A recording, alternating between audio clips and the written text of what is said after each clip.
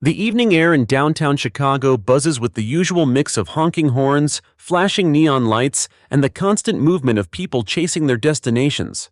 On the curb outside a glass-fronted office tower, Maya Johnson waits, phone in hand. She is in her mid-30s, tall, poised, with sharp eyes that miss nothing. Her business attire is crisp but understated, a navy blazer and simple heels. To anyone passing, she looks like a professional wrapping up another long day. But to Maya, tonight feels different. She has just stepped out of a late strategy session, one where she finalized a deal that could shift the future of the ride-sharing industry. She takes a breath, letting the weight of it settle. No one around her knows who she is. Not yet, and she prefers it that way. Her Uber app pings. A black sedan turns the corner and pulls up in front of her. She walks forward with a polite smile, tugging her briefcase strap over her shoulder. But before she can even reach for the handle, the driver leans across the passenger seat, lowering the window. The man behind the wheel is middle-aged, with graying hair at his temples and a scowl that seems permanent.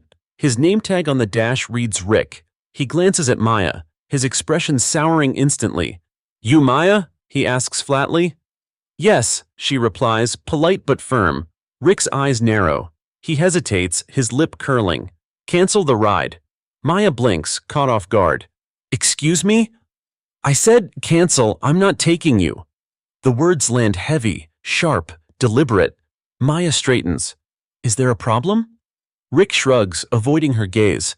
"I don't feel comfortable. Company policy says I don't have to take every ride if I don't want to." But his tone betrays him. There is no real discomfort, only disdain.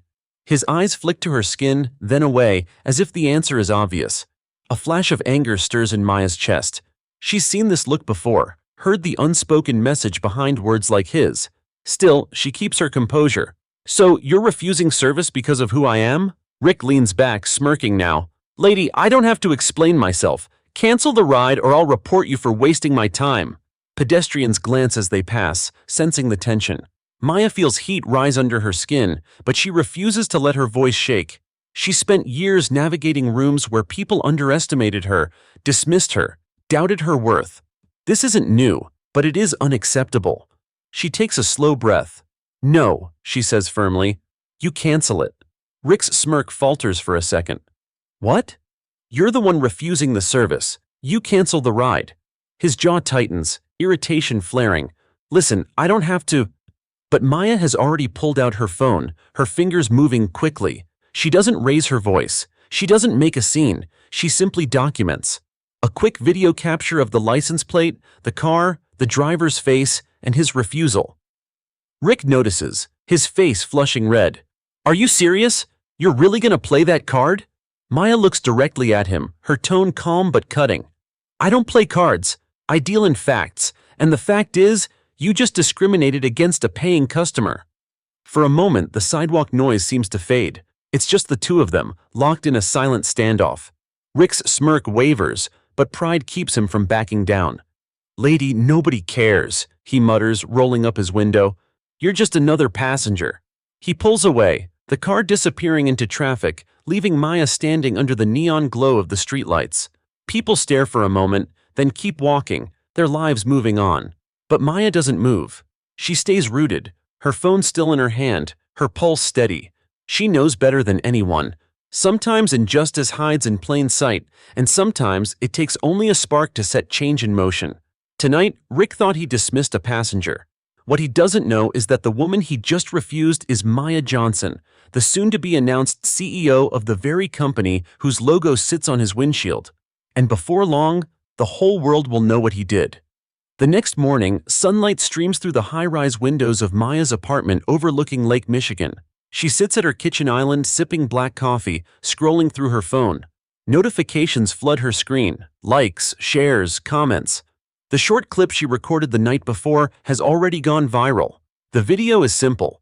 Her standing on the curb, calm and composed, while Rick leans out of the window, his refusal sharp and unmistakable. The clip ends with him driving away, leaving her standing alone. Within 12 hours, it has been viewed over 2 million times. Maya scrolls through the comments. "This is disgusting, still happening in 2025. Respect to her for staying calm. I'd have lost it. Uber needs to deal with this driver immediately." There are trolls too, but their voices drown beneath the tidal wave of outrage. Hashtags trend. Hashtag refused. Ride and hashtag justice for Maya. Maya exhales slowly, setting her phone down. She didn't post the video for attention. She posted it because silence never fixes anything. She knows too well how quickly these moments are buried if no one shines a light on them. Her phone rings. It's Denise, her closest friend since college and now a communications manager at a major PR firm. Maya, do you know what's happening right now? Denise's voice is electric. You're everywhere. CNN, Twitter, even TikTok edits. They're calling you the woman who stood her ground. Maya rubs her temple. I didn't plan for this. I just wanted proof. Well, proof is exactly what the world needed. Do you realize the timing? The board's announcing your promotion next week. Denise pauses. This could change everything. Across town, Rick scrolls through his own phone inside a dingy diner booth. His breakfast goes cold as he watches himself on screen, millions mocking his sneer, dissecting his words. You're just another passenger, the video captures him saying. He curses under his breath. The waitress tops off his coffee, but he waves her away, seething. The comment sections are merciless. Fire him. Unfit to drive, unfit to represent the company. Imagine being this openly racist in 2025. Rick slams the phone down. This is blown out of proportion, he mutters. But even he knows. The tide has turned against him. Later that day, Maya walks into her office at Uber's Chicago headquarters. She keeps her head high, though she feels the weight of stares. Colleagues whisper, some nodding in solidarity, others uncertain. Her assistant Jordan hurries over. Maya, the regional director wants to see you. Now. In the conference room, executives sit around a long glass table. On the screens, headlines scroll. Uber driver refuses black woman. Racial discrimination sparks outrage.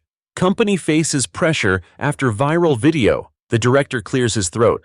Maya, we're aware this involves you personally. We need to handle this delicately. The press is circling. Maya folds her hands calmly. There's nothing delicate about racism. The driver refused me because of who I am. If Uber doesn't act decisively, the public will assume you condone it. A murmur ripples around the table. The director frowns. And what would you suggest? Maya meets his gaze. Accountability, immediate suspension, a public statement, and a commitment that this won't be swept aside as another PR issue. Silence falls. They weren't expecting her to come armed not with emotion but with strategy. Finally, one executive leans back. You speak like a CEO, Maya. Her lips curve slightly. Maybe that's because I am ready to be one. By evening, Uber issues a statement. We do not tolerate discrimination of any kind. The driver has been suspended pending investigation. We are reviewing our training and accountability procedures to ensure this never happens again. The words are corporate, polished, but they are only the beginning. Maya sits in her office, watching the statement circulate, knowing the real storm is still ahead. Her phone buzzes with texts from Denise. Perfectly handled. Now brace yourself. Reporters are going to want you on camera. She sighs, staring out at the city lights. She never wanted to be the story. She wanted to build the future of ride-sharing, to create innovation, opportunity. But sometimes history doesn't wait for permission. Sometimes it chooses you. Meanwhile, Rick's apartment is buzzing with angry calls. His account has been locked, his profile erased from the driver system. Neighbors glance at him with suspicion. A local reporter knocks on his door, microphone in hand. He slams it shut. What are they doing to me? He rants to no one, pacing. One stupid ride and my whole life's ruined? But deep down, he knows it wasn't one ride. It was years of unchecked arrogance, crystallized in a moment caught on camera. Back in Maya's apartment, the night stretches long. She sits with her notebook, jotting ideas, the beginnings of a speech. Because she knows Denise is right. The board meeting next week won't just be about business anymore. It will be about leadership, about showing the world not just who she is, but why she cannot be ignored. She closes the notebook, whispers to herself, if they thought last night was the end of the story, they have no idea what's coming. And in that quiet moment, the future begins to shift. The following morning, Maya wakes to the sound of her phone buzzing non-stop on the nightstand. She blinks against the early light and sees a flood of missed calls and messages, CNN, MSNBC, even morning talk shows, all requesting interviews. Denise's text is at the top. Maya, you need to get ahead of this. Don't let them frame the story. You frame it. Maya sits up, running a hand through her curls. She never craved this kind of spotlight, but she knows Denise is right. If she stays silent, others will twist the narrative. By mid-morning, she's seated in a sleek studio, cameras pointed at her. The host, a polished anchor with practiced warmth, begins. Viewers, last night a shocking video went viral. A black woman denied an Uber ride by her driver, for no reason other than who she is. That woman is here with us now, Maya Johnson. Maya, thank you for being here. Maya takes a breath, steadying her voice. Thank you for having me. The anchor leans forward. Millions have seen the clip. You stayed calm, composed, even as you were refused. What was going through your mind in that moment? Maya chooses her words carefully. I thought about how many times this happens to people who don't have a camera, who don't have a platform. I wasn't just standing there for myself. I was standing there for everyone who's been silenced, dismissed, or turned away. The studio falls quiet. Even through the bright lights, Maya can sense the impact of her words. By afternoon, clips from the interview sweep across social media. Memes, hashtags, and quotes spread like wildfire. They can refuse a ride, but they can't refuse our humanity. Uber issues another statement, this one more direct. We are deeply sorry for what happened to Maya Johnson. We stand with her and with all riders who deserve dignity and respect. Executives scramble behind closed doors, aware the storm is far from over.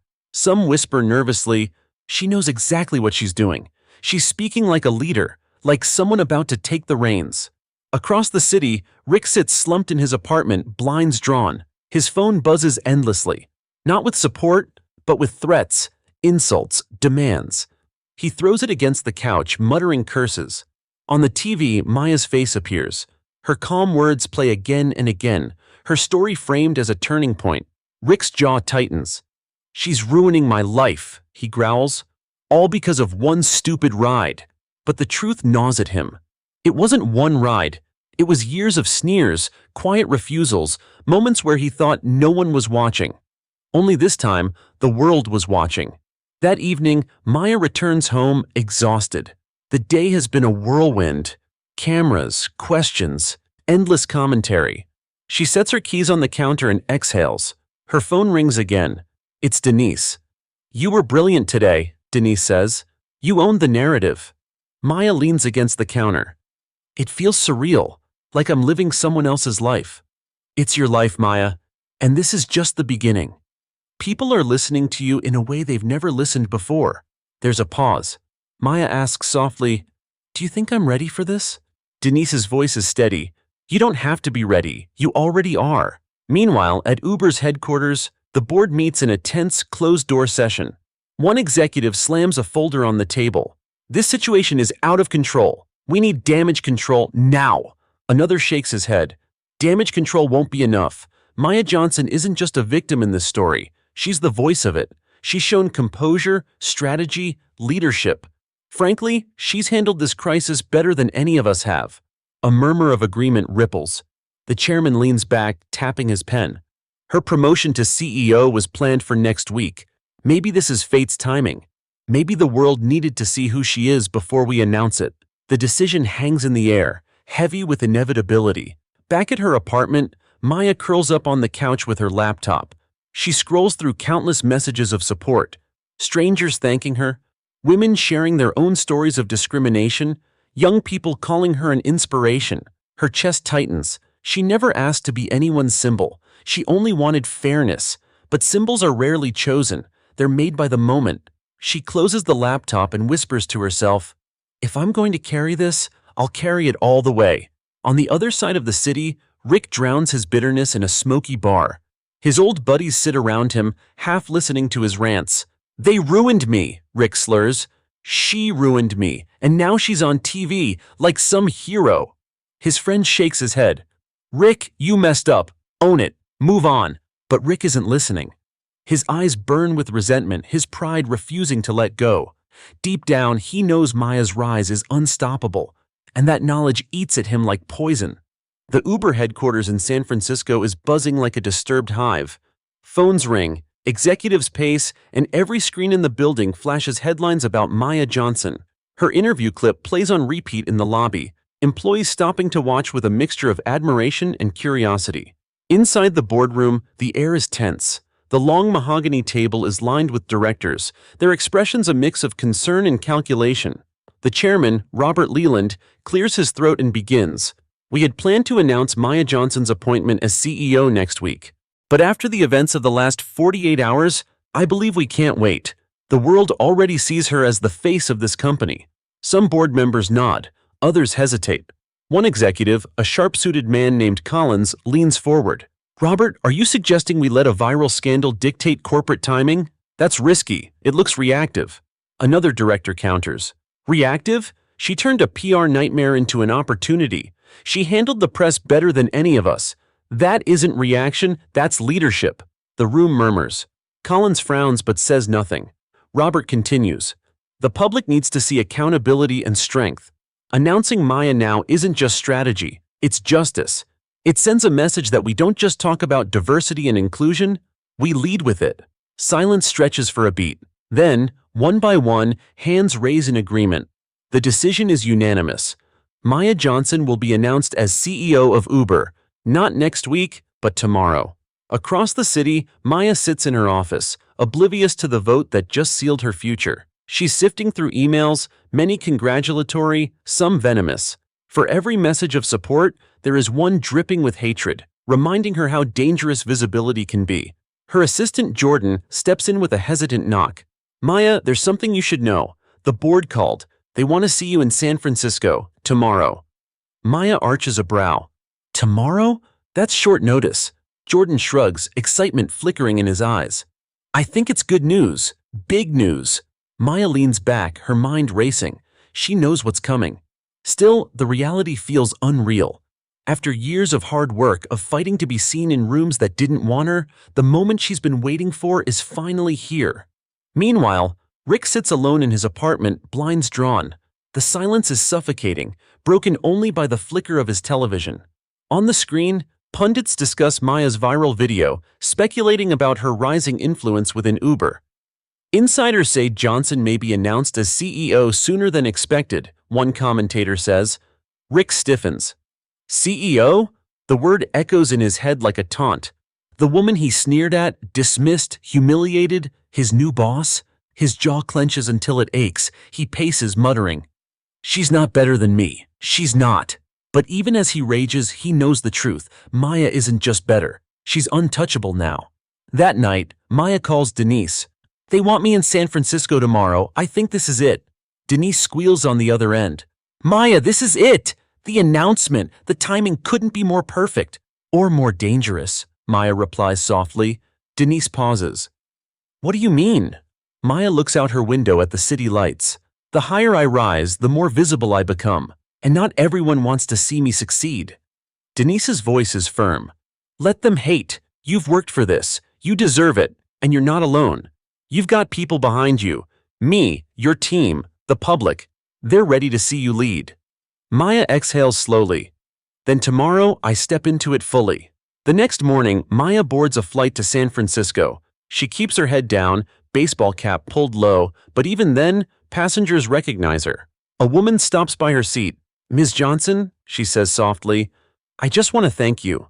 My daughter saw your interview. She said, if she can stand tall, maybe I can too. Maya's throat tightens. She smiles warmly.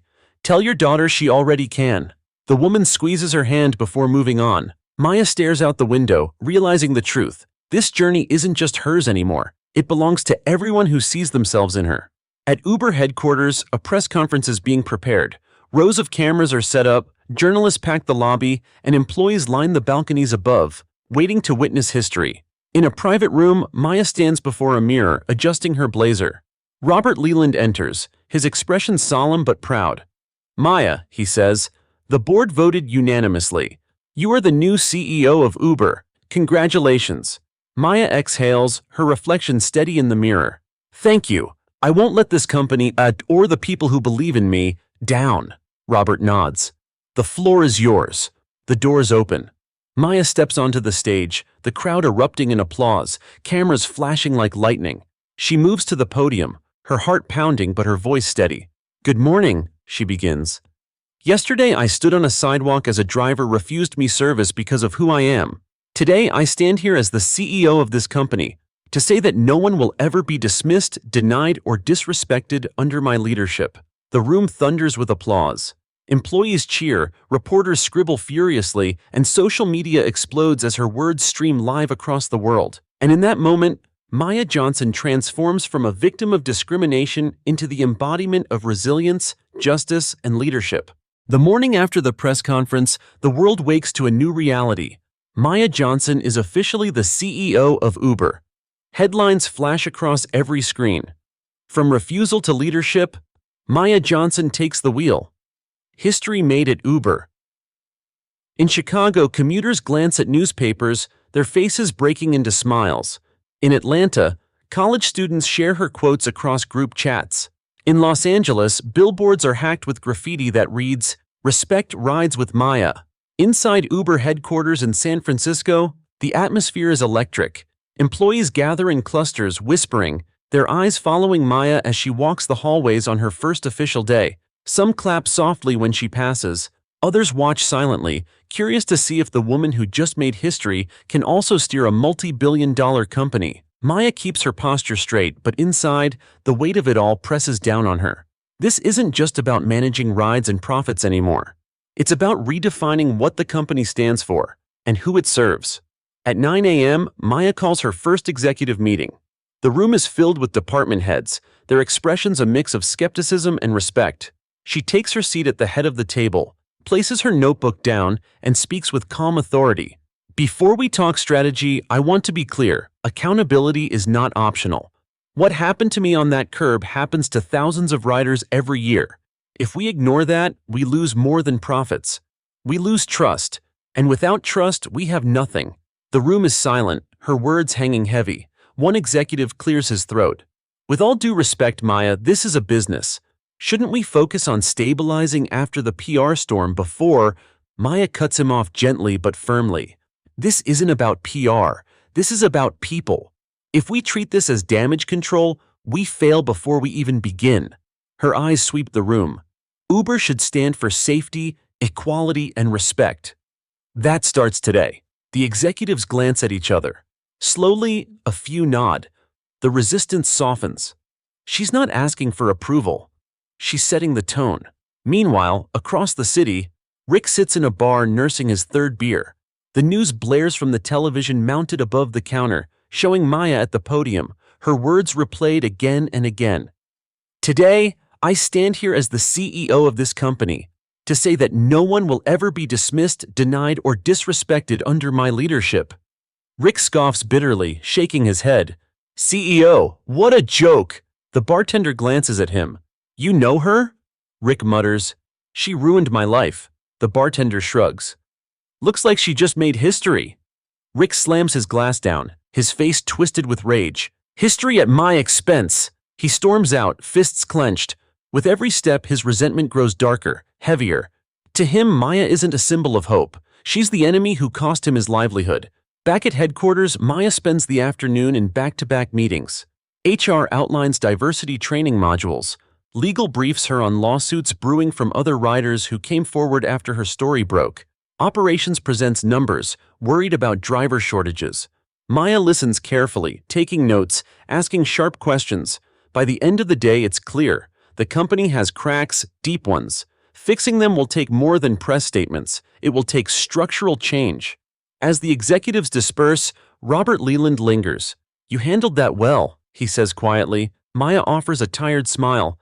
1 day down, 1,000 to go. Robert nods. But you've already done what few could. You've given people hope. That evening, Maya returns to her hotel, exhausted. She kicks off her heels, loosens her blazer, and sinks onto the bed. Her phone buzzes again, another wave of messages. She scrolls, stopping at one from a young woman in Detroit. Ms. Johnson, I'm training to be an engineer. Seeing you on that stage made me believe it's possible. Thank you. Maya feels a lump in her throat. She types back, it is possible. Don't stop. She sets the phone down and stares at the ceiling. Leadership isn't about titles. It's about responsibility. And right now, hers feels enormous. Meanwhile, Rick paces his small apartment. His bills pile on the counter. His driver account remains locked, his emails unanswered. Every time he opens social media, he sees Maya's face, smiling, powerful, untouchable. He slams his laptop shut. She took everything from me. My job, my reputation. He stares at the dark screen, his reflection distorted. If she thinks she's won, she's wrong. The bitterness in his chest hardens into something darker, a vow for revenge. Back in her hotel room, Maya finally drifts to sleep, unaware of the storm brewing outside her window. For her, tomorrow brings new challenges, rebuilding a company, inspiring a workforce, and proving to the world that her leadership is more than symbolic.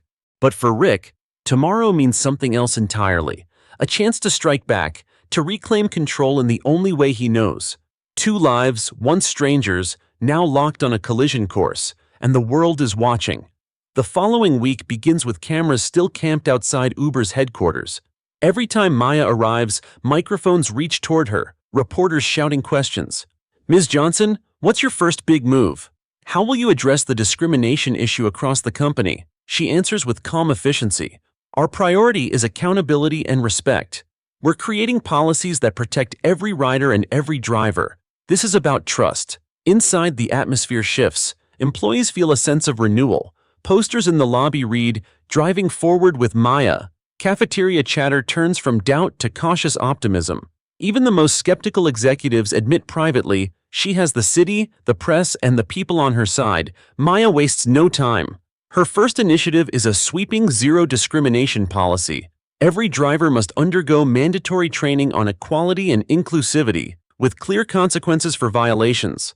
HR rolls out a hotline for riders to report incidents directly to an independent review team. At the announcement, Maya stands at the podium, her voice unwavering.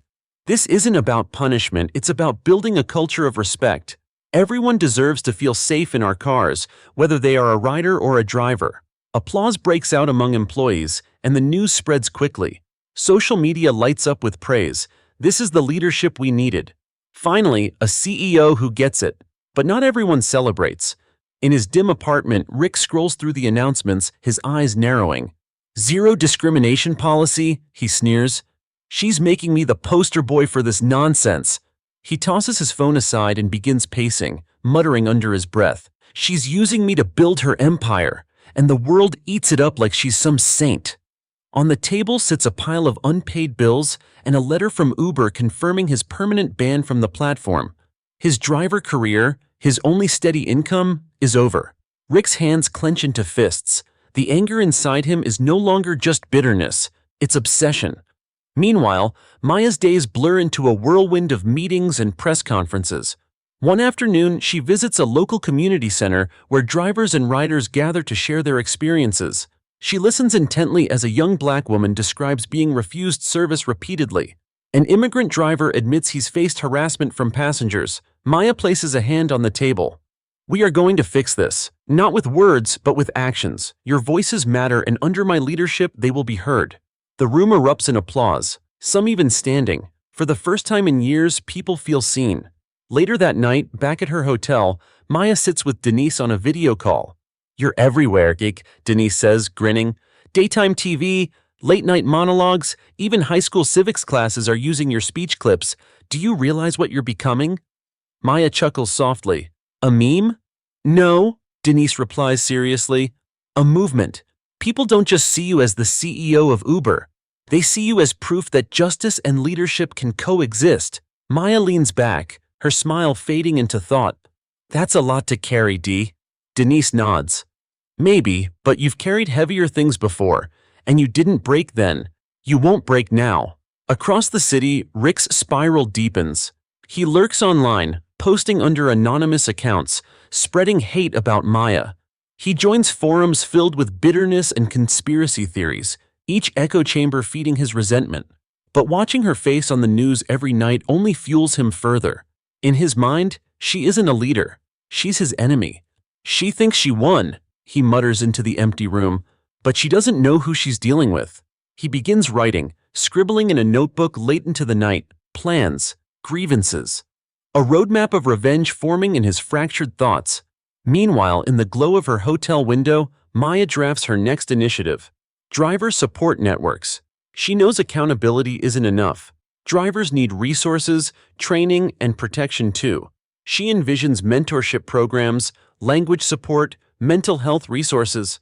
This isn't just about punishing the bad, she whispers to herself. It's about lifting up the good. Her phone buzzes with a notification. A new message from her mother. "We're proud of you, Maya. Dad would be too. Keep going." She presses the phone to her chest, closing her eyes. For a moment, the exhaustion lifts, replaced by the warmth of family pride. The next morning, Uber's headquarters hums with energy. Employees gather as Maya outlines the driver support network. Cameras record her speech, broadcast live nationwide. "Respect is a two-way street," she says firmly. "Drivers and riders both deserve dignity. Together we can rebuild trust and set a standard for the world." Thunderous applause echoes through the atrium. Reporters scribble furiously. Investors nod with newfound confidence. Maya steps down from the podium, shoulders squared. She knows the road ahead will be rough, but for the first time she sees clearly, this isn't just a job, it's her calling. And while she builds a brighter future, somewhere in the shadows, Rick sharpens his bitterness into a weapon. The following weeks bring a whirlwind of change. Under Maya's leadership, Uber begins rolling out the zero discrimination policy and the driver support network. Training centers open in major cities, and for the first time, both drivers and riders feel like their voices are being heard. News outlets frame it as a new era. Uber reinvents itself under Johnson, one headline reads. Late-night hosts joke, finally, Uber's best feature isn't surge pricing, but leadership that surges past discrimination. Employees feel the shift too. In break rooms and hallways, conversations turn hopeful. Young engineers share stories about how Maya's speeches made them believe their work has purpose. Drivers in the field report that passengers are behaving differently, more respectfully. Something is changing. Maya notices it as well. Every day, her inbox fills with testimonies from people across the country, single mothers who feel safer, immigrants who feel valued, students who feel inspired. Each message reminds her why she's here. But leadership never comes without pressure. Late one night, Maya sits in her office overlooking San Francisco's skyline. The building is quiet, save for the hum of air conditioning. Papers are spread across her desk. Quarterly earnings reports, legal briefings, public relations updates. Her assistant Jordan pokes his head in. "You should go home, Maya. It's nearly midnight." Maya rubs her temples. "I know, but if we want this momentum to last, we have to show results. Policies aren't enough. People need proof." Jordan hesitates, then steps inside. "You've already done more in a month than most leaders do in a year. Maybe give yourself some credit." Maya smiles faintly. Credit doesn't rebuild trust. Actions do. Across the city, Rick sits in the back corner of a dingy bar, his notebook spread open. Pages are filled with angry scribbles. "She ruined me. She made me a villain. She's not a leader. She's a fraud." He flips to a fresh page and begins outlining something more sinister. He's been following every update about Maya, every headline, every press conference. He knows her schedule better than he should. His friends avoid him now, tired of his bitterness, but Rick doesn't care. He doesn't need friends. He needs retribution. He whispers to himself, if the world loves her so much, let's see how they react when she falls. Meanwhile, Maya faces her first backlash. Not everyone is celebrating her leadership. A group of disgruntled drivers posts a video online, accusing the new policies of being corporate overreach. They claim the training is insulting, the accountability measures unfair. The video gains traction, sparking debate. In the press, headlines shift. Backlash against Uber's new CEO. Johnson faces resistance from drivers. The board grows nervous. In a tense meeting, one executive warns, "This could spiral if we don't manage it carefully. You're pushing too hard, too fast." Maya listens quietly, then responds, "Progress always faces resistance. We can't bend every time someone pushes back, or we'll never move forward." Her voice is steady, but when the meeting ends, she feels the sting. Change is never smooth. And in the shadows, she knows there are people, like Rick, who would exploit any crack in her armor. That evening, Denise calls. "I saw the headlines. How are you holding up?" Maya exhales. "Tired, but not broken. They can argue all they want. What matters is the bigger picture." Denise's tone softens. "Maya, you're fighting battles on two fronts, public opinion and the company itself. Don't forget to protect yourself too. Maya glances out her window, the city lights glittering below. I will. But if we don't do this now, when? If we don't do this right, who will? Meanwhile, Rick's plans take form. He spends hours online, digging through forums, gathering information about Uber's headquarters, Maya's appearances, her travel schedule. He prints maps, circles locations, marks dates. His obsession deepens. What began as anger over losing his job has twisted into something darker, a mission to humiliate Maya the way he feels she humiliated him. He rehearses scenarios in his head, protests, confrontations, staged incidents. Each one grows bolder, riskier. One night he stares at a photo of Maya from the press conference, her hand raised confidently at the podium. His hands tremble as he mutters, "You don't deserve this. You don't deserve any of it." Back at Uber, Maya prepares for another community event, this time in Los Angeles. She knows the backlash videos will be brought up, knows reporters will circle like vultures, but she also knows what's at stake. Standing backstage, she closes her eyes and steadies her breath. "You're not here for them," she whispers to herself. "You're here for the people who believe." When she walks onto the stage, the audience rises in applause. Cameras flash. Her words carry across the room and out into the world. We are not just building a company, we are building a promise that every ride, every driver, and every rider matters. We will stumble, yes, but we will not stop, because the road forward is too important to abandon. The applause is thunderous, echoing like a shield around her. But outside, somewhere in the shadows, Rick waits, convinced the applause is only fuel for his mission. The Los Angeles auditorium is packed to capacity. Rows of community leaders, drivers, riders, and journalists fill every seat. The air buzzes with anticipation, a mixture of curiosity and scrutiny. Maya stands backstage, going over her notes one last time. She doesn't need them. Her words live in her chest, but the ritual steadies her. Jordan leans close and whispers, "The press is hungry. Some are ready to cheer, some are ready to tear. Stay sharp." Maya gives him a small nod. "I've faced worse." When her name is announced, the crowd rises, applause thundering. Maya steps into the lights, shoulders squared, the weight of the moment pressing down. She breathes it in, then begins. "Good evening, Los Angeles. I stand here not just as the CEO of Uber, but as someone who knows what it feels like to be dismissed, underestimated, refused. And I'm here to say, that ends with us. That ends now." The audience erupts. Cameras flash, journalists lean forward, pens scribbling, but not everyone claps. Near the back of the auditorium, Rick sits slouched in a seat, a baseball cap pulled low. His eyes burn with resentment as he watches Maya command the stage. Every word she speaks feels like a dagger to his pride.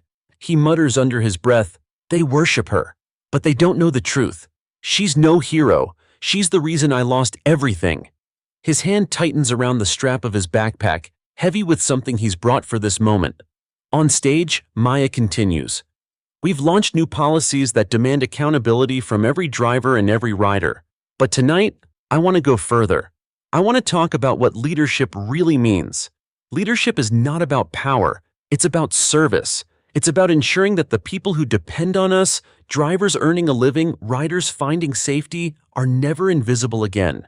The applause swells, echoing through the hall.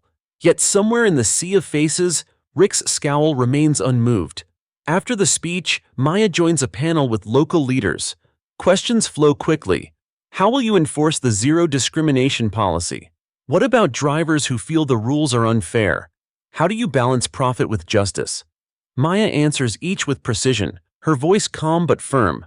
Accountability isn't punishment, it's fairness, and fairness is non-negotiable. The crowd murmurs approval, and the cameras catch every word. Rick shifts in his seat, his patience thinning.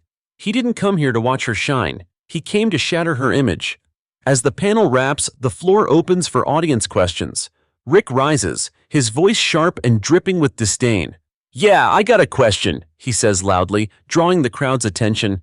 "How can you talk about fairness when you're the reason people like me are out of work? You sit up there on your throne, but you ruined lives on your way up." The room falls into a tense silence. Cameras swing toward him, capturing every word.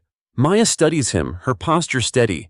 She recognizes the bitterness, the anger. She doesn't flinch. "What's your name?" she asks calmly. Rick, he spits back. One of your so-called drivers. You banned me. You destroyed my career. Maya nods slowly, her gaze unshaken. Rick, if you were banned, it was because the system found behavior that put riders at risk. Accountability isn't about destroying lives, it's about protecting them. Rick sneers. Easy for you to say, you got lucky. You played the victim and cashed in. A ripple of gasps spreads through the audience. Security begins moving closer, but Maya raises a hand to stop them. She knows the world is watching, and how she handles this moment will define more than her policies. She leans forward, her voice carrying steady power. Luck didn't put me here, Rick. Resilience did. And resilience is born from pain, from moments when people like you tried to keep people like me down. I didn't cash in, I stood up. And I will keep standing, for riders, for drivers, even for those who can't yet see that accountability is justice. The audience erupts in applause, the sound drowning out Rick's protests. Cameras zoom in on Maya's calm face, her words already echoing across live broadcasts. Rick's face twists with rage. He shouts over the applause, "This isn't over!" Security escorts him toward the exit, his backpack slipping off his shoulder as he thrashes. Maya watches, her expression steady but her pulse racing. She knows this isn't just a heckler, this is personal. Backstage afterward, Jordan rushes to her side. "Are you okay? That guy was dangerous, we should have pulled him out sooner." Maya shakes her head. "If I silenced him, I'd look like I was hiding. The world needed to see that confrontation. They needed to see that truth doesn't bend under anger." Still, as the adrenaline fades, unease lingers. She knows Rick isn't finished. And for the first time, she realizes the cost of visibility isn't just pressure, it's danger. Later that night, Rick storms into his apartment, fury boiling over. He slams his backpack on the table, pulling out the stack of papers he's collected. Maps, schedules, notes. "They think she's untouchable," he growls. "Let's see how untouchable she really is." He circles a date on the calendar. His plan is no longer just in his head, it's set in motion. The morning after the Los Angeles event, headlines explode. News stations replay the confrontation between Maya and Rick in a loop. Her calm poise, his angry shouts, the crowd's applause. Clips circulate online with captions like, "CEO shuts down heckler with class," and "Maya Johnson faces rage, responds with strength." To the public, it's another victory for Maya. She's hailed as unflappable, a leader who won't back down. But privately, she feels the weight of what happened. The look in Rick's eyes lingers in her mind. Burning, relentless, dangerous. Back at Uber headquarters, Robert Leland calls a security meeting. "We can't treat this as a random incident," he says firmly. "That man wasn't just angry, he was obsessed. We need to ensure Maya's safety." Jordan nods. She's been followed by cameras everywhere, but this is different. He knows her schedule. He knows where to find her. A former Secret Service agent now working in Uber's security department speaks up. "We'll assign close protection for her travel and events. But Maya, you need to cooperate. That means no slipping away alone, no unannounced trips. If he's escalating, we have to assume the worst." Maya exhales. She hates the idea of being shielded, of losing her freedom, but she knows they're right. "Fine, do what you need to do, but don't let this man dictate my ability to do my job. The company and the people still come first." Meanwhile, Rick sits in his cluttered apartment replaying the video of his outburst. The online comments cut deep. "What a loser. She handled him like a pro. That guy's unhinged." He slams his laptop shut, his face twisted in rage. "They laugh at me. They cheer her. They don't see the truth." On the table lies a map of San Francisco with circles drawn around Uber's headquarters, local hotels, and upcoming event venues. Next to it, he's scribbled dates and times. He whispers, "She thinks security can stop me? She has no idea what's coming." A few days later, Maya visits a driver training center in Oakland. She's escorted by 2 new security agents, their presence discreet but noticeable. Cameras follow as she shakes hands with drivers, listening to their concerns. One driver, a middle-aged man from Nigeria, grips her hand tightly. "Thank you, Ms. Johnson. I've been driving for 6 years. No one listened before. You listen. You make us believe things can change." Maya smiles warmly. "That's why I'm here. Change starts with listening." But as she speaks, her eyes scan the crowd, a flicker of unease passing through her. Every face feels like a potential threat. Every movement draws her attention. She hates the feeling. It's not who she is. Yet it's now part of her reality. That night, in her hotel room, Maya sits with Denise on a video call. "You look exhausted," Denise says gently. "I am," Maya admits. "The work is heavy. And now, this man, Rick, he won't stop. I can feel it." Denise's face hardens. "Then let the professionals handle him. Your job isn't to carry his hate, it's to lead." Maya nods slowly. "I know, but hate has a way of spreading. I can't pretend it isn't dangerous." Across town, Rick makes contact with a group of disgruntled former drivers online. They trade stories of grievances, of being banned or penalized under the new policies. Rick positions himself as their voice, rallying them with anger. "They think Maya's a hero," he writes in a chat room, "but she's just destroying more lives like ours. If we stand together, we can show the world she's not what she claims." Most members rant and then move on. But a few listen, fueling his fire. His sense of mission grows stronger. He's not just acting for himself now, he believes he's leading a rebellion. Back at headquarters, Maya meets with the board. Earnings are steady, driver satisfaction is climbing, and public trust is improving. But the executives remain nervous. "Your leadership is changing the culture," one admits, "but the risks are real. Every confrontation becomes a headline. We can't afford instability." Maya leans forward, her voice steady. "Instability doesn't come from doing the right thing. It comes from ignoring it. We can't let fear dictate our direction." The room falls silent. Once again, her conviction wins. Later, as Maya leaves the building, her security team flanks her closely. She notices reporters clustered near the sidewalk, their cameras flashing. But further back, among the crowd, a familiar figure lingers. A baseball cap, eyes locked on her. Her stomach drops. Rick. Before she can react, the security team ushers her into a waiting car. She keeps her face calm, but her pulse races. He's not just watching from afar anymore, he's moving closer. That night, Rick sits in his car across from Uber's headquarters, scribbling in his notebook. She's surrounded now. Guards, cameras, walls. But walls can be broken. Guards can be fooled. And cameras can make the fall even bigger. He underlines a date on his calendar. Maya's next major press event. His obsession is no longer whispers, it's a countdown. The city of San Francisco buzzes with anticipation. Uber has announced a massive press event. Maya Johnson will unveil the company's long-term vision, including partnerships with public transit and groundbreaking safety features. It isn't just a business update, it's a cultural moment. Billboards line Market Street. The future rides with Maya. Talk shows hype the event, calling it the most important announcement since Uber's founding. But beneath the excitement runs an undercurrent of tension. For Maya, this isn't just about unveiling innovation. It's about proving her leadership can weather storms, including the one she knows is watching her from the shadows. 3 days before the event, Maya sits in a secure conference room with her security team. Diagrams of the venue cover the walls. Entry points, crowd control barriers, escape routes. Her head of security, Carter, a tall man with a background in Secret Service, outlines the plan. "We'll sweep the venue every morning. Attendees will go through metal detectors. No bags allowed without inspection. You'll have 2 close protection agents on stage and more in the crowd." Maya nods, but her brow furrows. "We can't let this look like a fortress. This event is about openness, trust. If we wrap it in fear, we lose the message." Carter's voice is firm. "Openness means nothing if you're not safe. This man, Rick, he's escalating. We've seen him shadow you. He's studying you. We can't underestimate that." Maya exhales slowly. "Then we'll find the balance. Protect me, yes, but don't hide me. The people need to see I'm not afraid." Across the bay, Rick sits in his apartment, the event announcement playing on his television. His eyes fix on the screen as Maya's face appears, confident and determined. He flips open his notebook. On one page, a calendar with a date circled in red, the press event. On the other, a crude map of the venue. "This is it," he mutters, "the moment the world sees her for who she really is." He's rehearsed it in his mind over and over. The confrontation, the cameras rolling, the narrative shifting.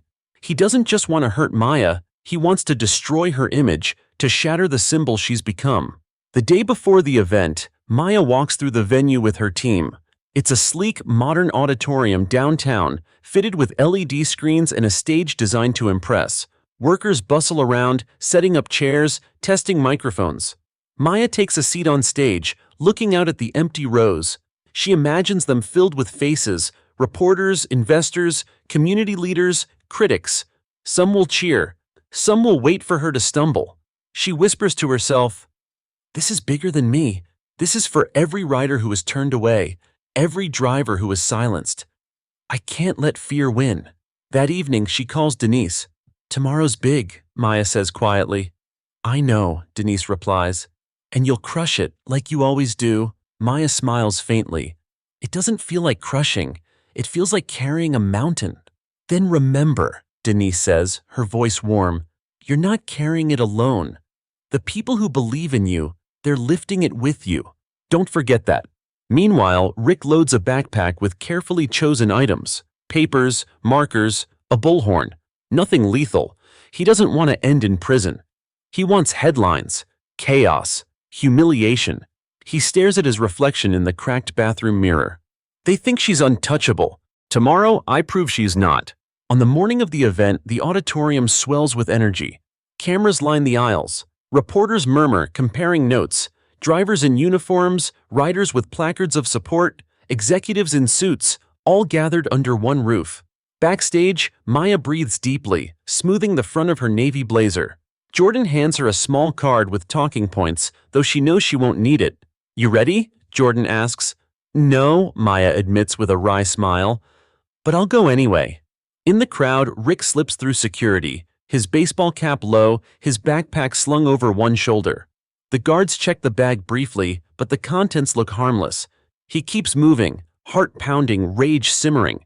He takes a seat halfway down the aisle, directly facing the stage. He grips the strap of his bag tightly, waiting. When Maya walks out, the auditorium erupts in applause. Cameras flash, the sound nearly deafening. She smiles, waves, then takes her place at the podium. "Good morning," she begins. "Today we talk not just about technology, but about trust. Not just about rides, but about respect. Uber isn't just a company, it's a promise that no one is left behind." The crowd cheers. Reporters jot furiously. Rick's jaw tightens. He feels the room bending to her, worshiping her. His fingers drum against his thigh. Not for long. As Maya continues, unveiling plans for partnerships with city buses and subways, Rick slowly reaches into his bag. He pulls out the bullhorn, hidden beneath papers. His pulse races. This is the moment. He stands abruptly. The crowd shifts, eyes turning toward him. Maya pauses, her gaze locking on his. Recognition flashes across her face. Rick lifts the bullhorn, his voice booming. "She's a fraud. She destroyed drivers' lives, and now she stands here pretending to care? Don't believe her lies." The room explodes in noise, gasps, murmurs, cameras swiveling. Security starts moving in, but Maya doesn't flinch. She steps forward, her voice steady, carrying even without the microphone. "You can shout, Rick. You can try to drown out the truth, but the truth doesn't break under anger. It shines through it." The crowd erupts in applause, drowning Rick's words. Cameras catch everything, live streaming it to millions. Rick's face twists with rage. This wasn't the humiliation he planned, it's his. Security closes in, hands on his arms, dragging him back as he thrashes. Maya stays tall at the podium, her voice unwavering. "We will not be shaken by hate. Not today, not tomorrow, not ever." The audience rises to its feet, applause crashing like thunder. The day after the press event, Maya wakes up to a flood of headlines. Her picture dominates news sites. Standing tall at the podium, calm under fire, her hand raised as security dragged Rick away. Maya Johnson turns disruption into defiance. Uber CEO faces heckler, responds with grace. Johnson stands unshaken. Clips of the confrontation trend across social media. Millions watch as Maya refuses to let Rick rattle her, her steady voice cutting through his chaos. Hashtag spread. Hashtag stand with Maya. Hashtag truth over hate. To the public, it's her defining moment. But behind closed doors, Maya knows the danger hasn't passed. It's only deepened.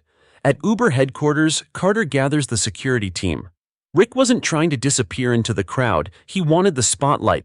That means he's not finished. When attention fades, he'll want it back. And the next move might not be so public or so harmless. Jordan frowns. "So what do we do? Keep building bigger walls?" Carter shakes his head. "Walls don't stop obsession. We need intelligence. We need to know what he's planning before he gets near her again. Maya listens silently, arms crossed. She hates the thought of her life revolving around Rick's anger, but she also knows they can't ignore the threat. Fine, she says finally. Do what you must, but don't let this consume us. He wants to make himself the story. We can't allow that. The mission has to stay bigger than him. Meanwhile, Rick paces his apartment like a caged animal. The footage of him being dragged out has gone viral, mocked endlessly online. Comments sting like knives. Clown with a bullhorn. She crushed him.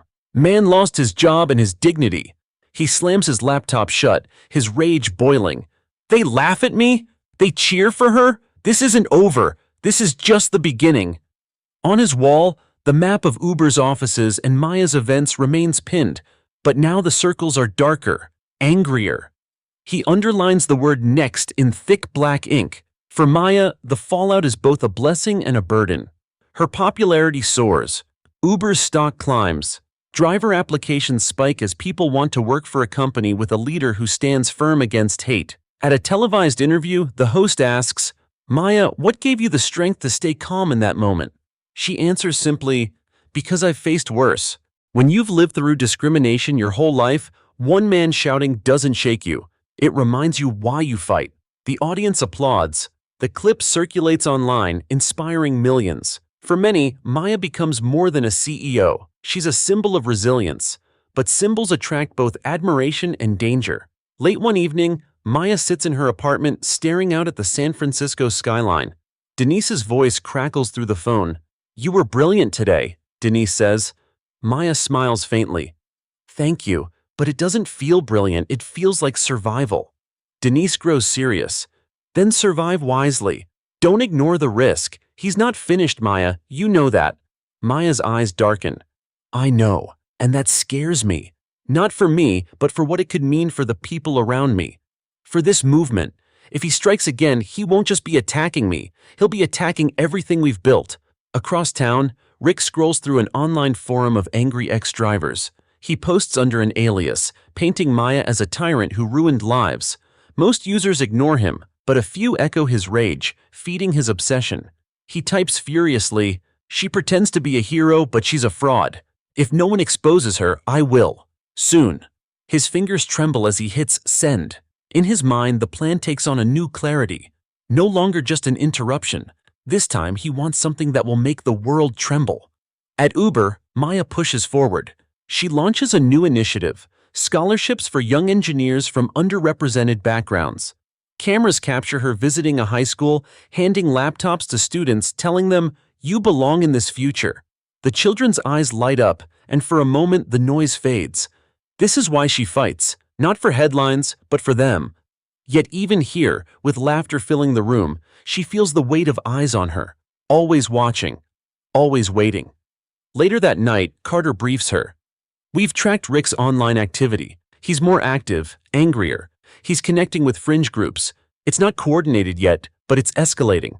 Maya exhales, steady but firm. So we stay vigilant, but we don't stop, because if we stop, he wins. Rick, meanwhile, sharpens his plan. He buys supplies, innocuous on their own, but together they form a toolkit for disruption. Flyers, paint, lock chains, tools not just for noise, but for chaos. As he lays them out on his table, he whispers, they won't cheer her next time. They'll see her stumble.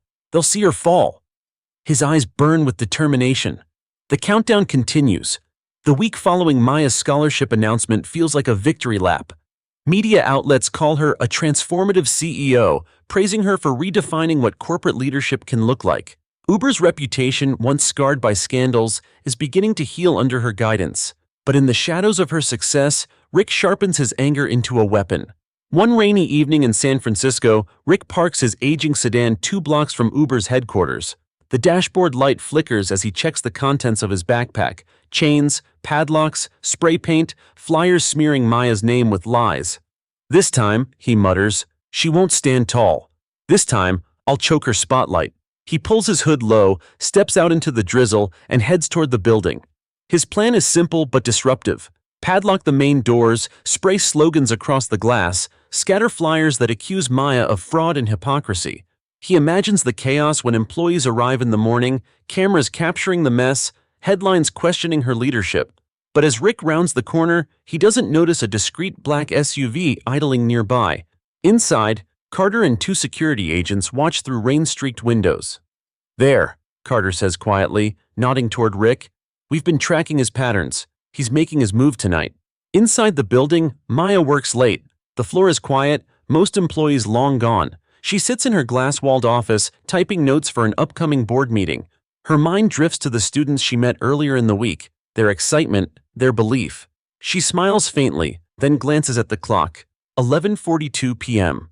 She should go home, but the silence is comforting, and the work feels endless. She doesn't know that outside, danger is closing in. Rick approaches the front entrance, his heart pounding.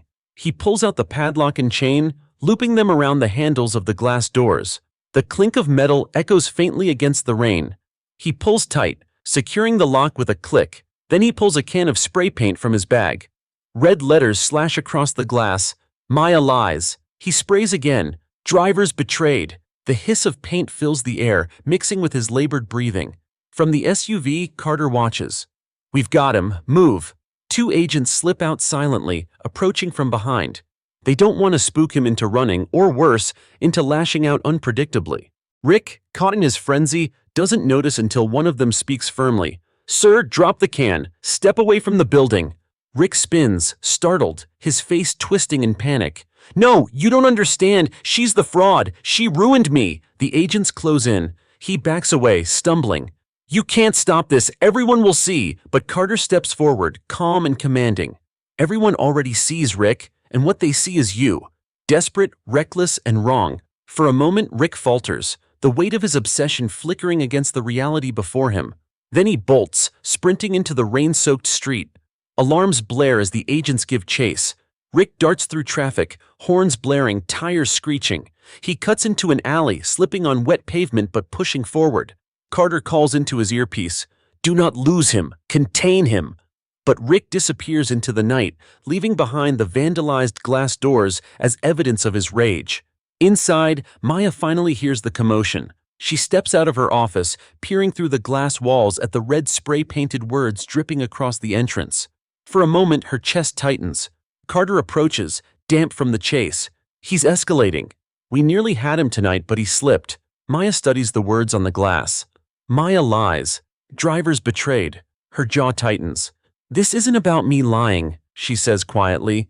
"This is about him refusing to see the truth, and if he refuses, he'll just keep shouting louder until he thinks the world listens." Carter nods grimly. "And that makes him dangerous. Next time, it won't be paint." The next morning, the building's vandalism makes headlines. Photos of the spray-painted slogans flood social media, but instead of damaging Maya's reputation, they rally support. Employees arrive, taking photos with captions like, "We stand with Maya." Drivers share posts condemning the act, saying, "This doesn't represent us. This isn't justice." In a press statement, Maya addresses the incident directly. "Hate seeks to silence progress, but we will not be silenced. We will not stop building a future rooted in fairness, opportunity, and respect." The crowd outside cheers. Her words trend online within hours. Once again, Rick's attempt to break her image only strengthens it. That night, Rick smashes his fists against his apartment wall, the sting shooting up his arms. The photos online enrage him, people turning his act of defiance into her victory. "They twist everything," he growls, "but I'll show them. I'll show them all." On his table, he spreads out a new plan, darker than the last. Not just vandalism, not just noise. This time, he imagines a direct confrontation, one that can't be spun into her triumph. His obsession deepens into something darker, more dangerous. The countdown resets, but this time the stakes are higher. The vandalism at Uber's headquarters lingers in the city's memory, red spray paint staining the glass until it is scrubbed away. For Maya, the words are gone, but the weight behind them remains. Rick hasn't disappeared, he's evolving. And that reality forces everyone in her circle to face the fact that the situation is far from over. At a board meeting the next morning, the directors sit in tense silence as Carter updates them. "He's escalated. Vandalism, harassment, stalking. This is a progression. Our assessment is that he'll attempt another direct encounter, possibly soon." One director, a silver-haired man in a tailored suit, leans forward. "Are we saying Maya's life is in danger?" "Yes." Carter says flatly. We've increased her security detail, but he's unpredictable. He doesn't want money, he doesn't want negotiation, he wants to ruin her. The room stiffens. All eyes turn to Maya, who sits with her hands folded calmly. Then let him try, she says, because every time he's lashed out, people have rallied. We cannot lead from fear. Her words carry power, but her mind hums with unease. Fear doesn't control her, but it is always there, whispering warnings. That evening, Maya leaves the building flanked by 2 security agents. The night air is cool, the streets alive with the hum of traffic. Cameras still follow her, reporters waiting for any quote, any sign of weakness. She answers questions briefly, then slips into the black SUV.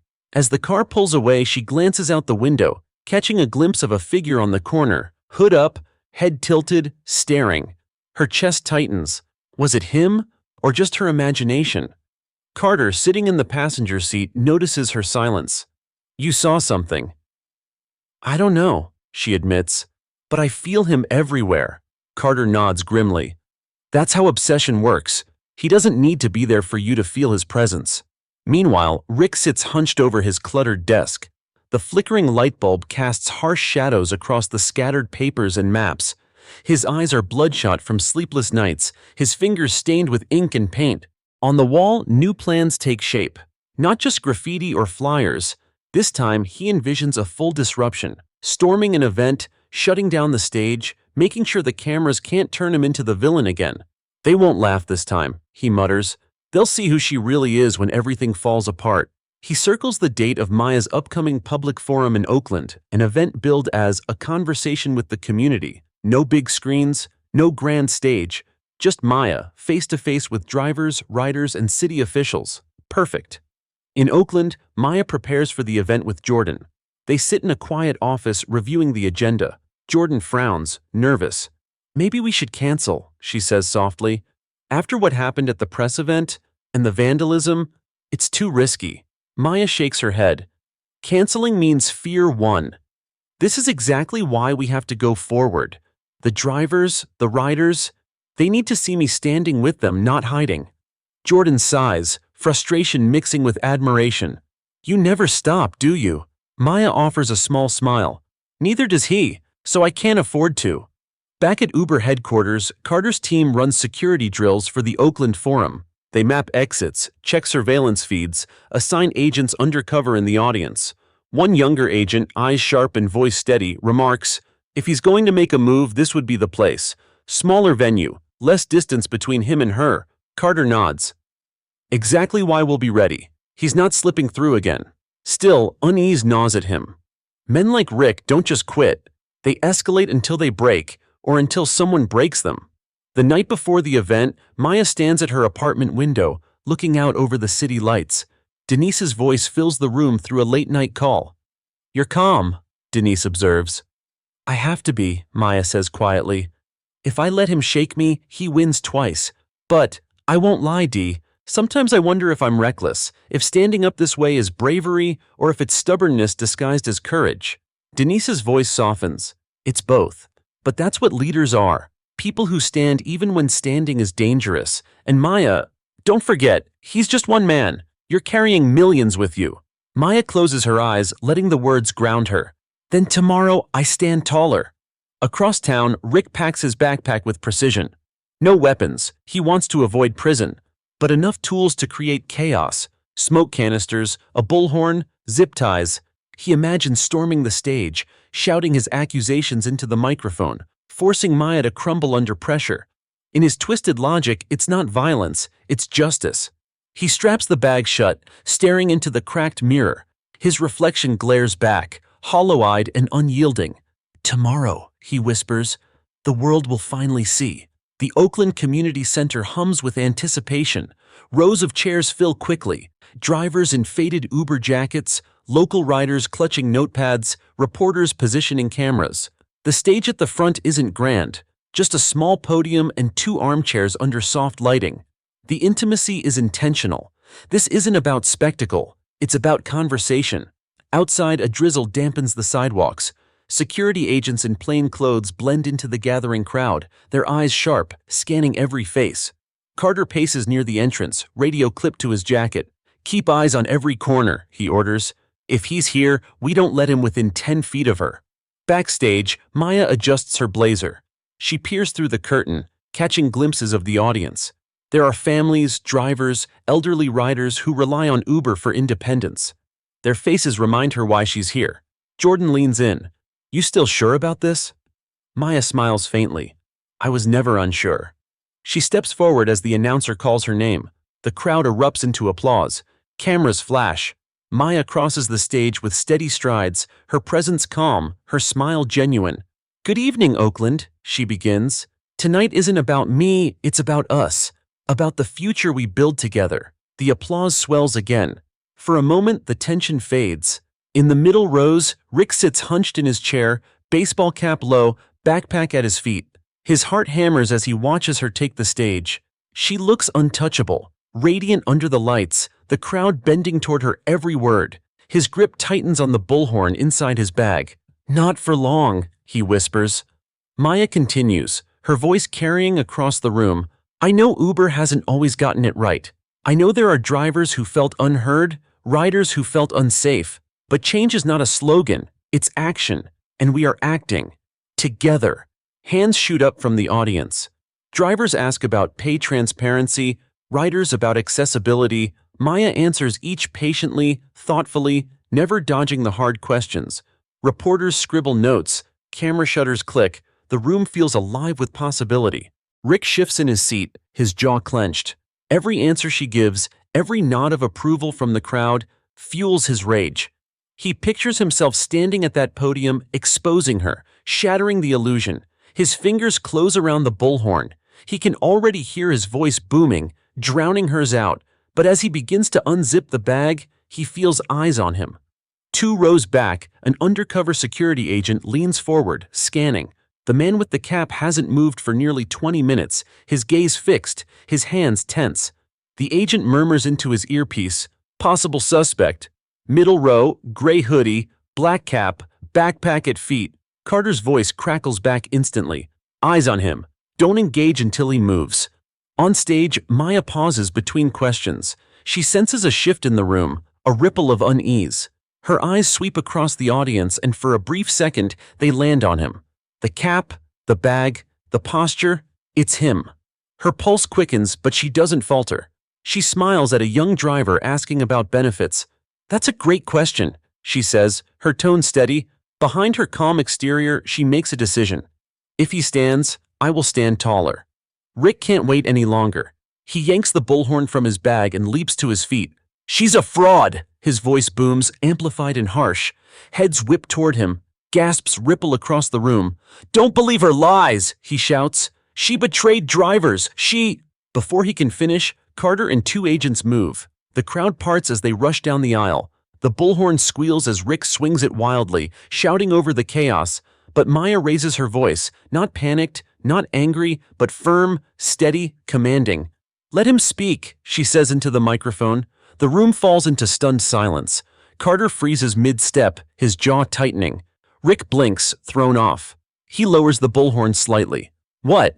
You say I betrayed drivers, Maya says calmly. Then say it here. Say it to their faces. Tell them what you believe. The audience turns toward Rick. Dozens of eyes pierce him. Drivers, riders, reporters. Not with sympathy, but with expectation.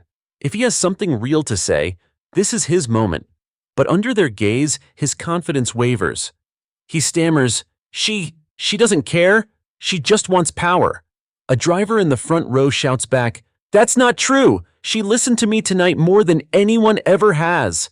Others nod, murmuring in agreement. Rick's voice cracks. She ruined me. Maya steps closer to the edge of the stage, her eyes locked on his. I didn't ruin you, Rick. Your hate did. And every time you try to tear me down, you show the world exactly what kind of man you are. The audience erupts in applause, thunderous and overwhelming. Rick's words are drowned out completely. Carter seizes the moment, signaling his team. They close in, gripping Rick's arms as he thrashes. She's lying! Don't listen to her! He screams, but his voice is lost under the roar of the crowd. He's dragged toward the exit, his bullhorn clattering to the floor. Cameras capture everything. The interruption, Maya's calm, the standing ovation that follows. Maya waits until silence returns. She lifts the microphone again. This is what hate looks like when it's desperate.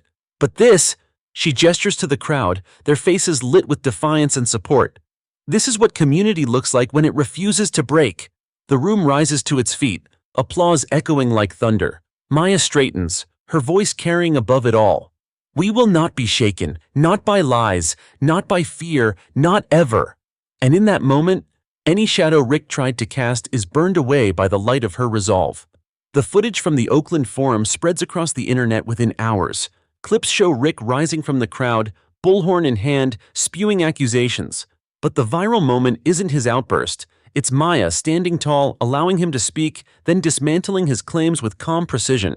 Headlines capture the moment in bold print. CEO faces heckler with grace. Maya Johnson turns hate into hope. Oakland Forum ends with standing ovation. Social media explodes with support. Hashtags like #StandWithMaya and #Unshaken trend worldwide. Drivers post videos praising her courage.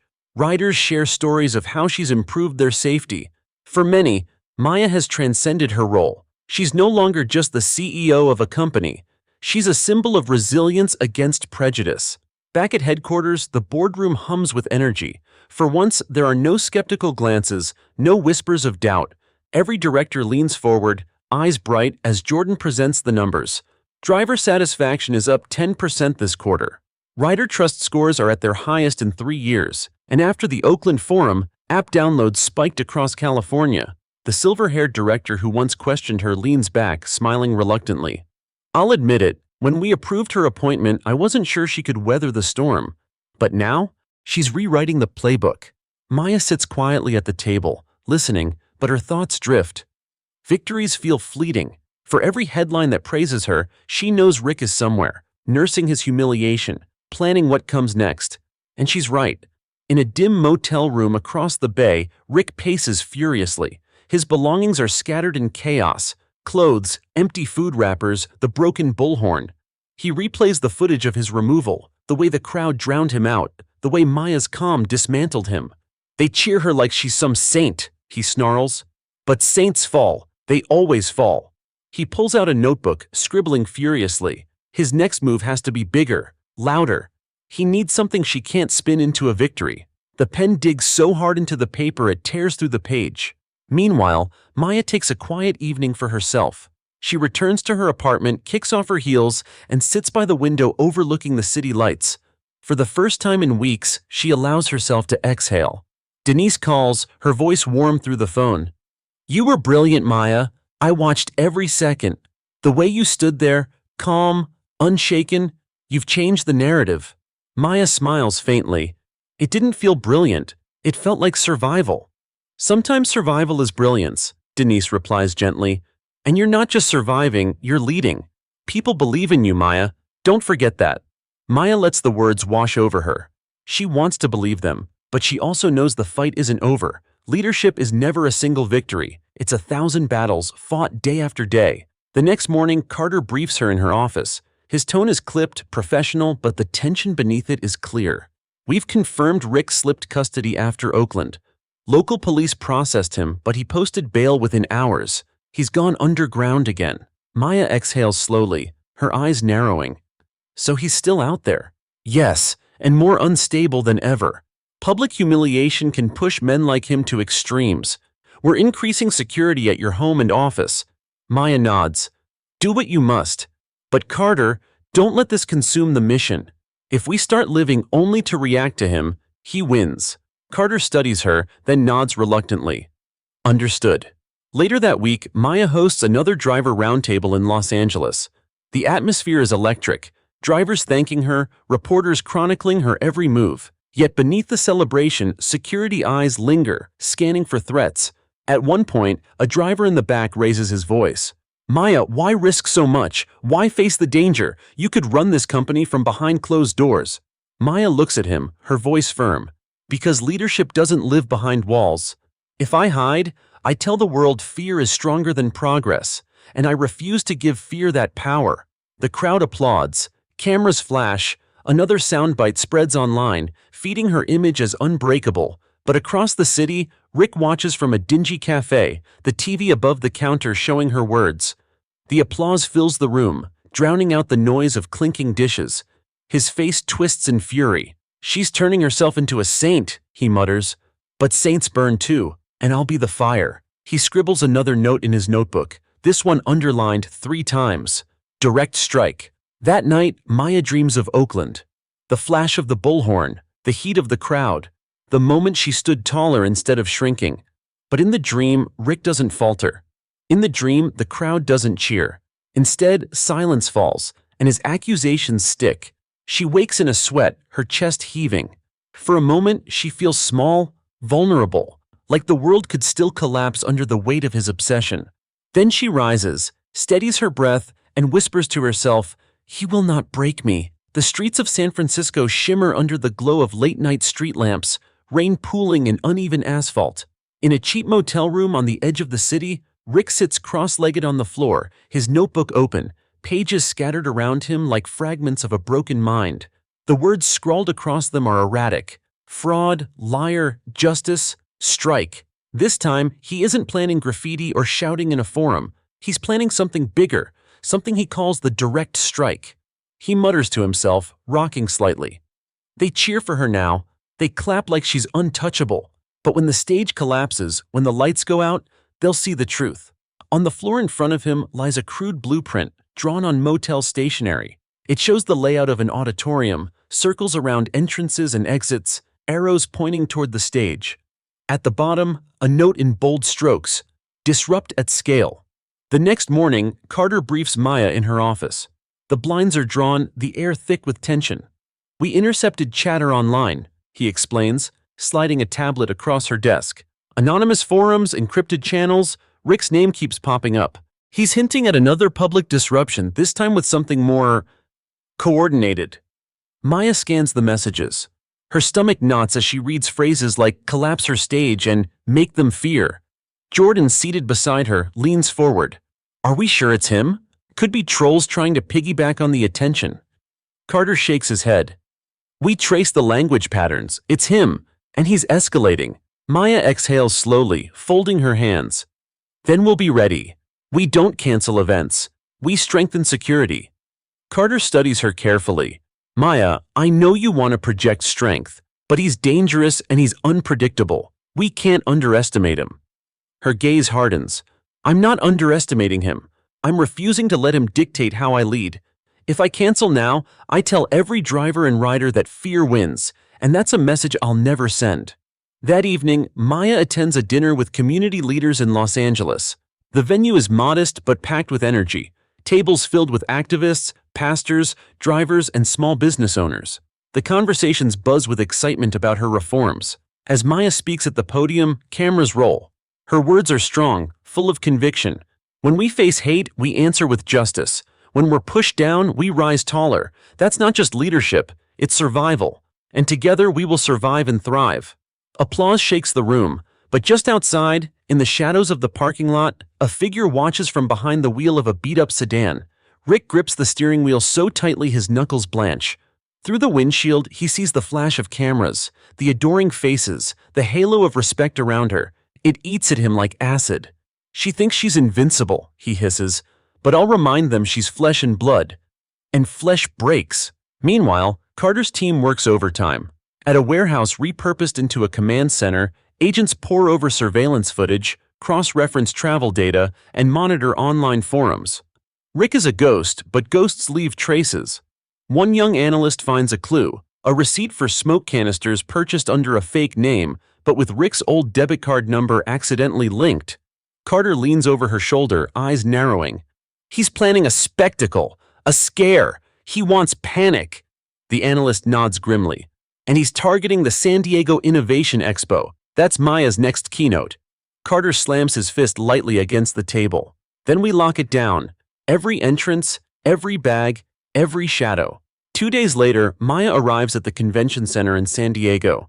The building towers with glass and steel, banners fluttering proudly. Innovation Expo 2025, the future of mobility. Crowds spill through the entrance, buzzing with anticipation. Backstage, Jordan helps Maya adjust her microphone. Her nerves are visible now, hands trembling slightly. "You don't have to do this," Jordan whispers. Maya meets her eyes, steady and resolute. "Yes, I do. Because if I don't, he already won." Carter steps in, earpiece crackling. "We've got the building locked. Metal detectors, bag checks, plainclothes agents in the crowd. He won't get within 100 feet of you." Maya nods, but she knows Carter can't guarantee that. Rick has slipped through before. In the audience, hundreds gather. Investors, students, journalists, city officials. Cameras stand ready, live streams already broadcasting across the country. And somewhere in that crowd, Rick sits. Cap pulled low, jacket zipped up, backpack wedged between his feet. Inside are smoke canisters, a bullhorn, and chains. His plan is simple: unleash chaos, shut down the event, and humiliate her live on camera. The announcer calls Maya's name. Applause erupts. She steps onto the stage, the spotlight finding her instantly. Rick's pulse races. He imagines the smoke filling the air, the screams, the chaos, her face crumbling under the weight of fear. He whispers to himself, "Now." His hand slips into the backpack. Backstage, Carter notices movement in the audience. His gut clenches. He mutters into his mic, "Row 15, left side, watch the backpack." Two undercover agents move instantly, weaving through the rows. Rick doesn't notice. His hand closes around the cold metal of the smoke canister. But just as he pulls it free, a firm hand grips his shoulder. "Not today," a voice hisses in his ear. Rick jerks in panic. The canister clatters to the floor, rolling under a chair. Gasps ripple through the crowd as agents swarm. Within seconds, Rick is pinned, his face pressed against the carpet, wrists locked in cuffs. The audience stares in shock, cameras capturing every moment. On stage, Maya doesn't flinch. She steadies herself at the podium, her voice cutting through the confusion like a blade. "This is what hate does," she declares, her tone unwavering. "It tries to silence, it tries to scare, but fear will never dictate our future." The crowd erupts in thunderous applause. The San Diego Innovation Expo ends not with technology headlines, but with breaking news alerts flashing across every network. Attempted attack on Uber CEO foiled live. Security stops chaos at Expo, Johnson unshaken. Clips of the incident dominate feeds within minutes. The footage loops endlessly. Rick being dragged from the crowd, the smoke canister rolling harmlessly under a chair, and Maya's voice cutting through the chaos. "Fear will never dictate our future." The phrase becomes an instant rallying cry. "Fear will not win" trends across platforms. Commentators replay her words with awe, calling it a masterclass in crisis leadership. But behind the glow of the spotlight, the weight of the storm bears down. At Uber headquarters, the boardroom feels like a war room. Screens display rolling coverage, analysts track public sentiment in real time, and every director buzzes with nervous energy. One director slams his palm on the table. "This is unacceptable. She's been targeted 3 times in as many months. This isn't just her problem, it's the company's reputation on the line." Another counters, "And yet every time she's targeted, our approval ratings skyrocket. Downloads, driver applications, partnerships, every metric has improved. She's turning adversity into advantage." Jordan, seated beside Maya, cuts in sharply. "She's not turning adversity into anything. She's surviving it, and each time it takes a piece out of her." All eyes turn to Maya. She sits composed, but her hands clasped tightly in her lap under the table. "I won't be defined by his obsession," she says firmly, "but I also won't pretend it isn't dangerous. We strengthen security, we don't cancel events, and we keep moving forward." Her voice leaves no room for argument. Meanwhile, Rick sits in a holding cell, fluorescent light buzzing overhead. His wrists bear the marks of cuffs, his knuckles scraped raw. The concrete walls press in, and the jeers of other detainees echo faintly down the hall. He stares at the camera in the corner, his jaw clenched. "They cheer her because they don't see the truth," he mutters. "But they will. Even cages can't silence me." A guard passes, rolling his eyes. "Save it, buddy. You're not a martyr, you're a headline." Rick's glare hardens. Headlines outlive cells. Back in the city, the media frenzy crescendos. Talk shows replay the clip, praising Maya's poise. One anchor gushes, "We witnessed leadership in its purest form. Calm under fire, defiance in the face of hate. Maya Johnson didn't just survive, she set a standard." Drivers post videos of themselves applauding in their cars. Riders upload stories of Maya personally responding to safety concerns. Across the country, she becomes more than a CEO. She becomes a cultural symbol of dignity under pressure. But symbols come at a cost. Late one night, Maya sits in her apartment, lights dimmed. The city hums outside, but inside, silence reigns. Her reflection in the window looks tired, eyes shadowed, shoulders tense. Jordan enters quietly, holding 2 mugs of tea. She sets one beside Maya and sits across from her. "You were perfect out there," Jordan says softly. Maya gives a faint smile. "Perfect is an illusion. I was terrified, Jordan. When I saw him reaching into that bag, I thought it was over." Jordan leans forward, voice gentle. "But you didn't let fear show. That's the difference between leaders and the rest of us. You carry the fear, but you don't let it define you." Maya exhales, her voice barely above a whisper. "Sometimes I wonder if it's defining me anyway." Jordan doesn't answer. She just places her hand over Maya's, grounding her in silence. The next morning, Carter briefs Maya again. His tone is sharp, efficient. Rick's bail was denied this time. He's being held pending trial. Prosecutors are pushing for felony charges, attempted public disruption, possession of dangerous devices, intent to incite panic. If convicted, he could face years. Maya nods, but Carter isn't finished. There's chatter online. His supporters are multiplying. People who see him as some kind of whistleblower. Small groups but loud. They're framing him as the victim, claiming you're suppressing dissent. Maya's jaw tightens. So the narrative never ends. If it's not him, it's those who carry his torch. Carter nods grimly. Exactly. Cutting off the head doesn't always kill the movement. Meanwhile, in the cell, Rick smirks as he reads a newspaper slid under his door. The headline is about him. Rick Matthews, troubled driver or reluctant activist. The article quotes online forums calling him brave, misunderstood, a man standing against corporate corruption. Rick whispers to himself, "They see me now. They finally see." His eyes burn with new purpose. Even behind bars, he feels powerful. Back at Uber, Maya prepares for a televised interview. Cameras are set, lights blazing, the anchor seated across from her. The first question cuts straight to the heart. "Maya, after 3 public confrontations and 1 attempted attack, do you ever think of stepping down?" The room stills. Maya meets the anchor's eyes, her voice unwavering. "No, because stepping down would tell every woman, every black leader, every person who has ever been told they don't belong, that hate can drive them away. I refuse to send that message." The anchor nods, visibly moved. The clip airs that night, spreading faster than the others. Across living rooms and phones, millions watch and feel the conviction in her voice. But even as applause grows, shadows remain. Rick's supporters whisper online, plotting demonstrations, echoing his rhetoric. Carter's team monitors them closely, knowing one man's obsession can become many people's cause. And in the quiet of her home, Maya lies awake, staring at the ceiling, torn between exhaustion and resolve. She whispers into the dark, "He won't break me, not now, not ever." Morning news programs open with contrasting images. Maya Johnson walking confidently into Uber headquarters, greeted by cheering employees, and Rick Matthews in an orange jumpsuit, shackled wrists raised defiantly as he's escorted to a pretrial hearing. Commentators debate endlessly. "Is Rick a criminal or a symbol?" one asks. Another replies, "He's a man who tried to incite chaos." But online, he's being recast as a truth-teller silenced by a powerful CEO. The dual narratives churn like wildfire. Inside the courtroom, reporters pack the benches, pens flying across notepads. Rick sits at the defense table, his lawyer whispering furiously in his ear. But Rick doesn't care about legal strategies, he cares about the cameras. When the judge enters, Rick rises slowly, his eyes sweeping the room. A faint smirk curls his lips as he locks eyes with the nearest lens. He tilts his chin up, projecting the image he's cultivated online, the defiant underdog. Maya watches from a secured room via live stream, Carter by her side. Every gesture, every smirk makes her stomach tighten. "He loves this," she mutters. "The cage isn't punishment, it's his stage." Carter nods grimly.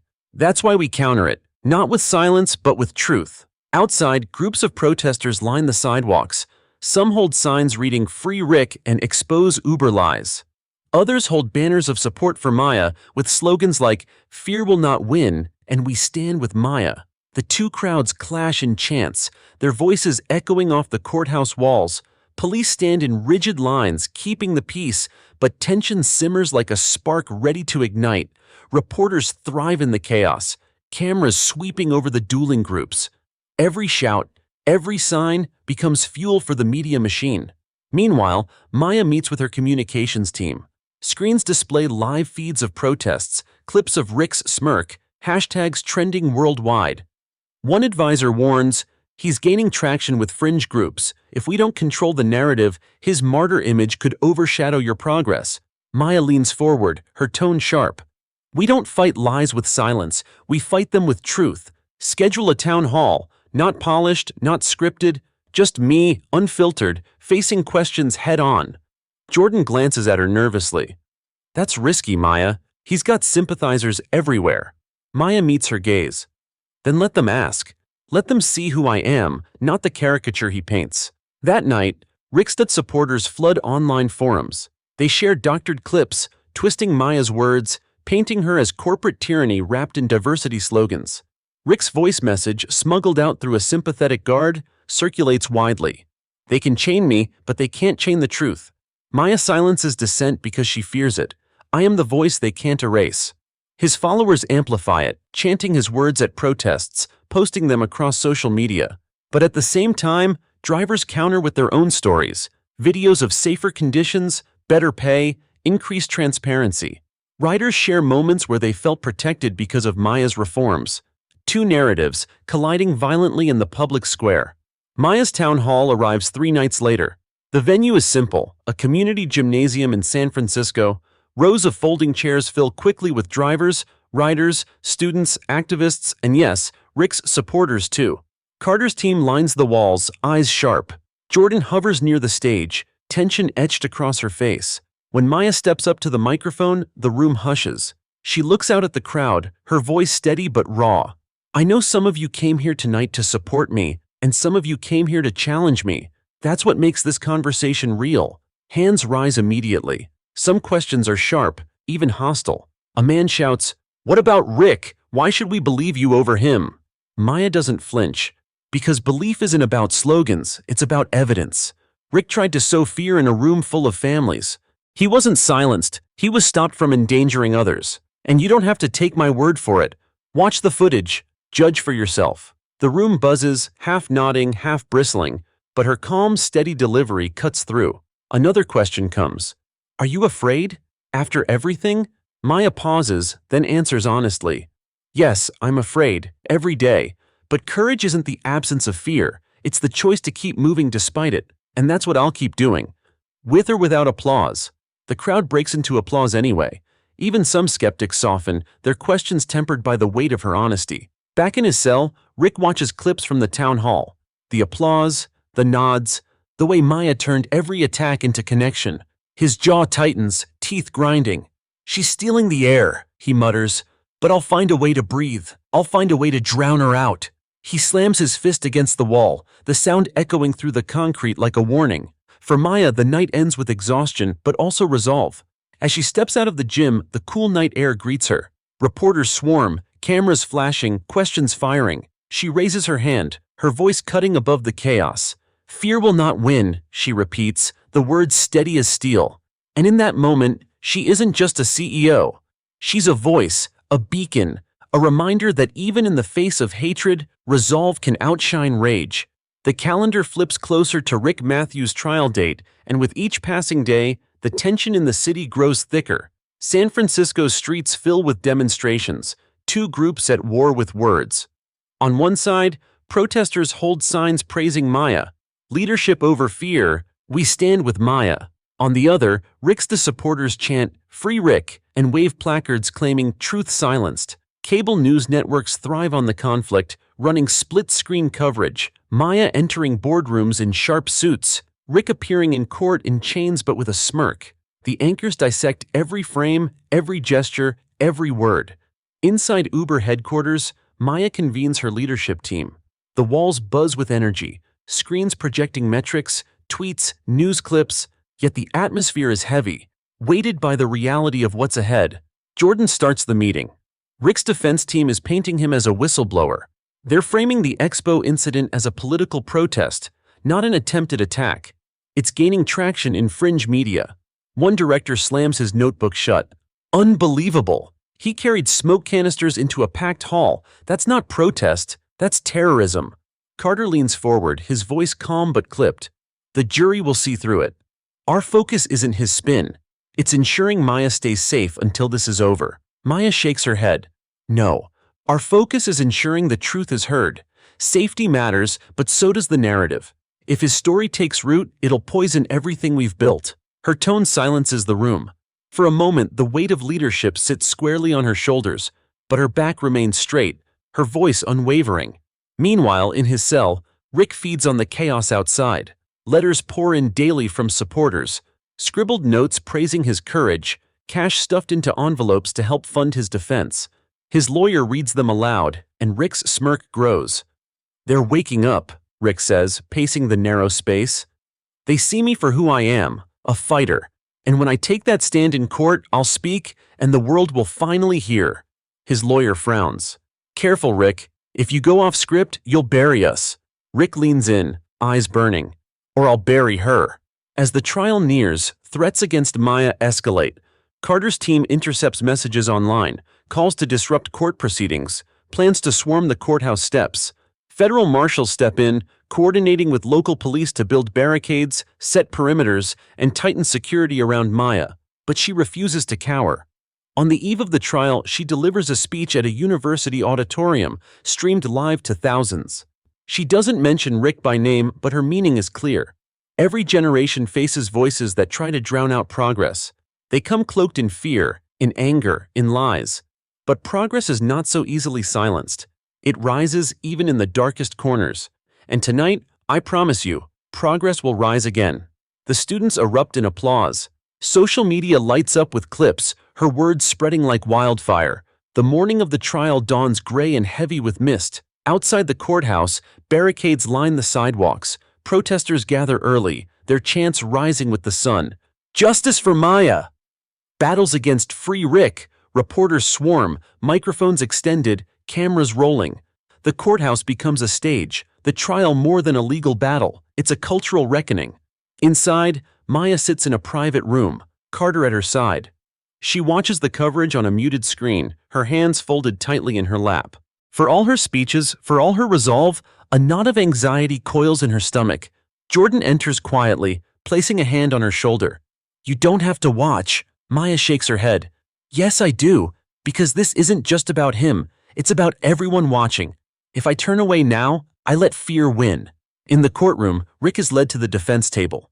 He scans the packed gallery, supporters nodding, cameras flashing, and his smirk widens. He thrives on the chaos, the attention, the spectacle. The judge calls for order. The trial begins. The prosecution lays out the facts. Video footage of Rick pulling a smoke canister, eyewitness accounts of his attempt to disrupt the expo, online posts planning the direct strike. Each piece is damning, but the defense counters with fiery rhetoric. This is not a criminal trial, it's a political one. My client stood against corporate abuse. He was silenced because he dared to speak truth to power. The words ripple through the gallery. Some nod, others scoff. Reporters scribble furiously. Maya watches from a secured room, her chest tight. She knows the evidence is on her side, but she also knows that trials aren't fought only in courts. They're fought in hearts and minds. That night, outside the courthouse, tensions flare. Pro-Maya protesters clash with Rick's supporters. Police intervene, but not before scuffles break out, signs are torn, voices rise into chaos. Clips of the clashes dominate the evening news. Commentators sigh, this isn't just a trial, it's a mirror of America's divisions. Maya lies awake in her apartment, the city lights flickering beyond her window. She whispers into the silence, let truth stand, let justice stand. But in his cell, Rick whispers too, let the lie live, let the fire spread. Two voices, two visions, colliding, and the verdict still hangs in the balance. The final day of Rick Matthews' trial dawns with a chill in the air. Crowds gather outside the courthouse long before sunrise, their voices already echoing across barricades. One side chants, justice for Maya, while the other roars, free Rick. Reporters jostle for position, live feeds beaming the images into millions of homes. Inside the courtroom hums with nervous anticipation. The jury has deliberated for 2 days, and now their decision is ready. Families, activists, executives, and reporters fill the benches, every eye trained on the judge's bench. Rick sits at the defense table, his orange jumpsuit pressed, his posture tall. He stares ahead, lips curled in a faint smile. In his mind, he's already won. Whether guilty or not, he's captured the world's attention. He's a headline, a martyr, a man who refuses to fade.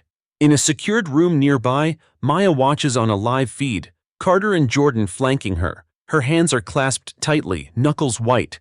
She has faced boardrooms, protests, attacks, but this moment feels heavier than all of them. "This is it," Jordan whispers. Maya exhales slowly, her voice steady. Whatever they decide, truth will outlive lies. The judge enters, the gavel strikes, and silence falls. "Members of the jury," the judge intones, "have you reached a verdict?" The foreperson stands, a folded paper trembling slightly in their hand. "Yes, Your Honor, we have." Time seems to freeze. In the case of the People versus Rick Matthews, on the charge of attempted disruption of a public event with malicious intent, guilty. On the charge of possession of dangerous devices, guilty. On the charge of incitement to cause public panic, guilty on all counts. Gasps ripple through the courtroom, reporters scribble furiously, cameras flash. Rick's smirk falters for the first time, his jaw tightening. The judge continues, his tone firm.